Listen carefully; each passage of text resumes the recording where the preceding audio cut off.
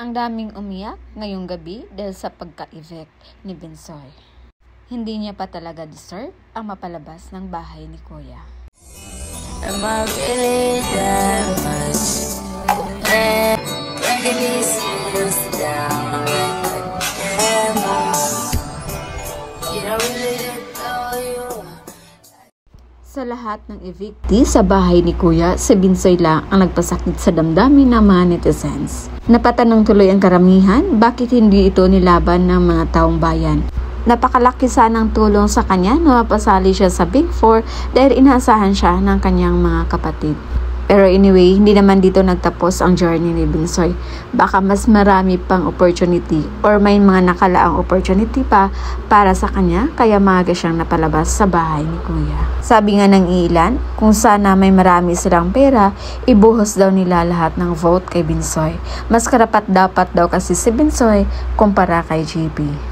On the other side naman guys, balikan natin yung nangyari sa buong linggo. Sa unang round pala ng task nila, halos nanalo ang housemates. Pero nahirapan lang sila bumuo sa kanilang puzzle.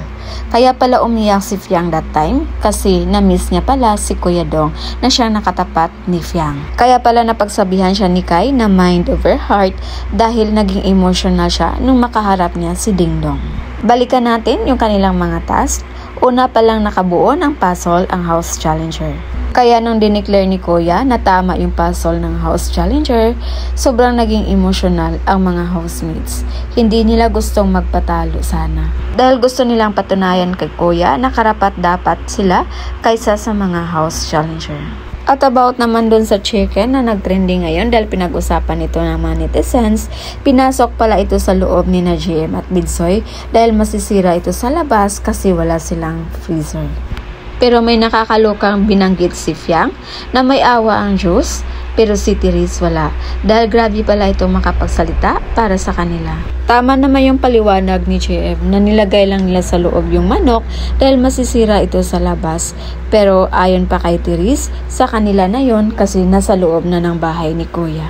Kaya ayon pa sa mga netizens, talagang ganap na ganap si Therese sa pagiging house challenger niya. Kaya sabi naman netizens, sana daw mapanindigan ni Therese yung pagkamalditan niya hanggang dulo. Dahil pwede naman nilang pahirapan ang mga housemates sa ibang paraan, huwag lang sa kanilang pagkain. Dahil sa lahat ng bagay, pagkain yung pinaka-essential. At ang huli nating pa-update guys ay ang resulta ng botohan. So nangunguna si housemate C na si Rin with 54.79%. Sumunod sa kanya si housemate B with 19% na pagmamayari ni GB. Ang pangatlo naman si housemate A with 13.19%. At ang panghuli na naging latest evictee ay si Binsoy with 12.88%. Ang tangi ko lang masabi dito guys, isayang yung kay Binsoy dahil naliit lang yung agwat ng kanilang votes ni GP. Pero yun nga, taong bayan ang nagdesisyon. So yun muna yung pa-update natin guys. And again, this is Vinales TV. Thank you for watching.